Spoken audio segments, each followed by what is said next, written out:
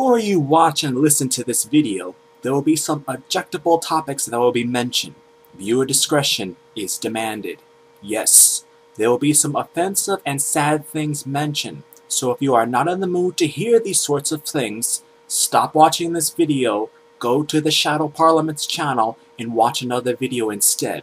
If not, then listen to this truly speechless and depressing video log. Not too long after I made the Red Mist video log, I got some users making comments and actually sending me private messages about the Suicide Mouse video. Like, what is that? What's that about? What does that have to do with the Red Mist? And honestly, I didn't reply to any of these because I didn't really want to do another video log about this. You know, because like I said in the previous log, I thought it was depressing. But eventually, I decided that I was going to make a video log about the Suicide Mouse. And after seeing it, I'm going to put the information that I found and I'm going to narrate it also.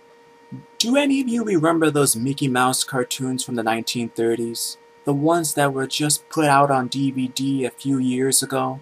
Well, I hear there was one that was unreleased, even to the most avid classic Disney fans. According to sources, it's nothing special. It's just a continuous loop, like Flintstones, of Mickey walking past 6 buildings that goes on for 2 or 3 minutes before fading out. Unlike the cutesy tunes put in though, the song on this cartoon was not a song at all. Just a constant banging on the piano as if the keys for a minute and a half before going to white noise for the remainder of the film. It wasn't the jolly old Mickey we've all come to love either. Mickey wasn't dancing, not even smiling, just kind of walking as if you or I were walking, with a normal facial expression, but for some reason his head tilted side to side as he kept this dismal look. Up until a year or two ago, everyone believed that after it cut to black and that was it. When Leonard Maltin was reviewing the cartoon to be put in the complete series, he decided it was too junk to be on the DVD, but wanted to have a digital copy due to the fact that it was a creation of Walt. When he had a digitized version up on his computer to look at the file, he noticed something. The cartoon was actually 9 minutes and 4 seconds long.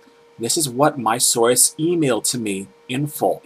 He is a personal assistant of one of the higher executives at Disney and acquaintance of Mr. Maltin himself. Quote, after it cut to black, it stayed like that until the 6th minute, before going back into Mickey walking. The sound was different this time. It was a murmur. It wasn't a language, but more like a gurgled cry. As the noise got more indistinguishable and loud over the next minute, the picture began to get weird. The sidewalk started to go in directions that seemed impossible based on the physics of Mickey's walking, and the dismal face of the mouse was slowly curling into a smirk. On the 7th minute, the murmur turned into a blood-curdling scream, the kind of scream painful to hear, and the picture was getting more obscure. Colors were happening that shouldn't have been possible at the time. Mickey's face began to fall apart. His eyes rolled on the bottom of his chin like 2 marbles in a fishbowl, and his curled smile was pointing upward on the left side of his face. The buildings became rubble floating in midair, and the sidewalk was still impossibly navigating in warped directions and a few seemingly inconceivable with what we as humans know about direction. Mr. Maltin got disturbed and left the room, sending an employee to finish the video and take notes of everything happening up until the last second, and afterward immediately store the disc of the cartoon into the vault. This distorted screaming lasted until 8 minutes and a few seconds in, and then it abruptly cuts to the Mickey Mouse face at the credits of the end of every video with what sounded like a broken music box playing in the background. This happened for about 30 seconds, and whatever was in that remaining 30 seconds, I haven't been able to get a sliver of information about. From a security guard working under me who was making rounds outside of that room, I was told that after the last frame, the employee stumbled out of the room with pale skin saying, "Real suffering is not known," 7 times before speedily taking the guard's pistol and offing himself on the spot. The thing I could get out of Leonard Maltin was that in the last frame was a piece of Russian text that roughly said, "The sights of hell bring its viewers back in." As far as I know, no one else has seen it, but there have been dozens of attempts at getting the file on rapid share by employees inside the studios, all of whom have been promptly terminated of their jobs. Whether it got online or not is up for debate, but if rumors serve me right, it's online somewhere under suicidemouse.avi. If you ever find a copy of the film, I want you to never view it and to contact me by phone immediately, regardless of the time. When a Disney death is covered up as well as this, it means this has to be something huge.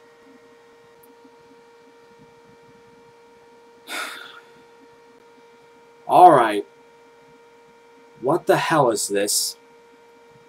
I don't know what this is. Now, I mentioned in the Red Mist video that I would be up for doing more videos like this, which I am. And honestly, I did not want to do the Suicide Mouse because, you know, things like this, it's not worth anyone's time to watch or read. This is not worth anyone's time. Now, I have the information right here on the computer in front of me, and what I just narrated to you is exactly what I just read. Now, I actually had a number of times where I was narrating the video and I had to stop because this information, it's not written well. There's punctuation problems, there's grammar problems, there's like lots of problems with this. And it's also different from the Red Mist in that this is not as detailed as the Squidward suicide was. The Red Mist was very detailed and very graphic. I think that the Red Mist was more graphic than the Suicide Mouse. Now, I think that this is probably fake because it's very vague in some areas.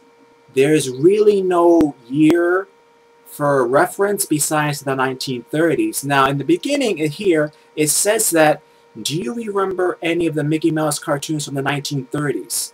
The ones that were just put on DVD a few years ago.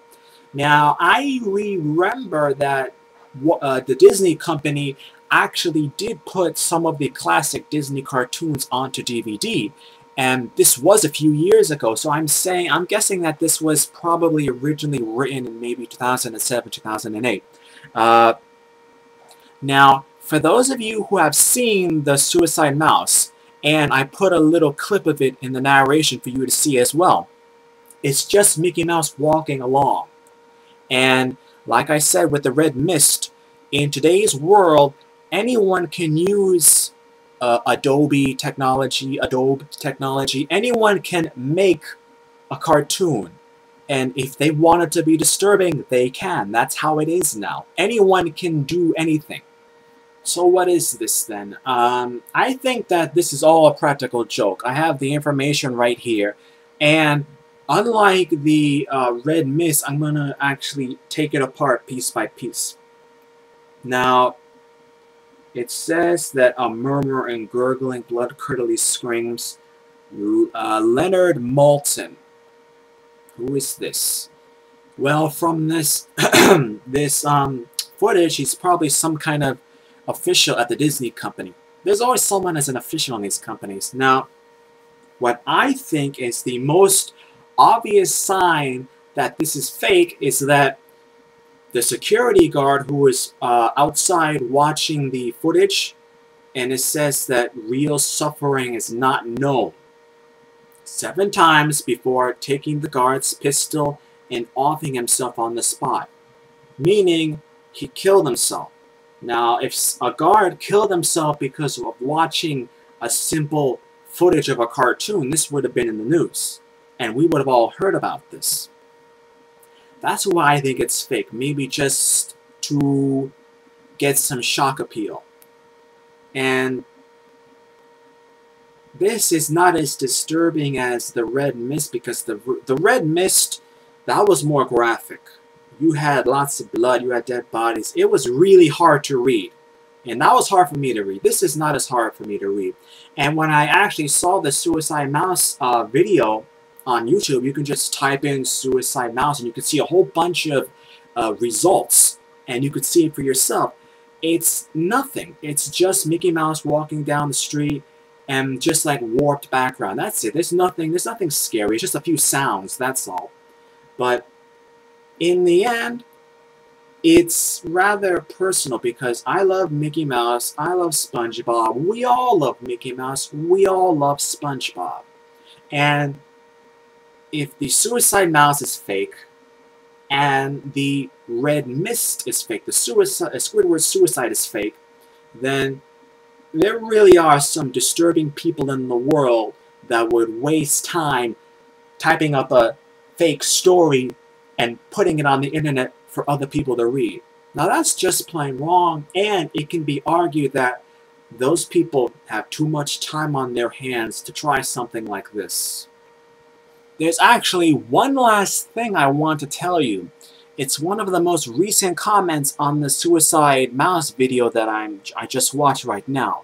Quote, it's from K12 Makima. I think the only reason that I think people are creeped out by this is because of the fact that we can't consider that Walt Disney could have made something innocent evil. If this was real and it was not, then what would be wrong with it?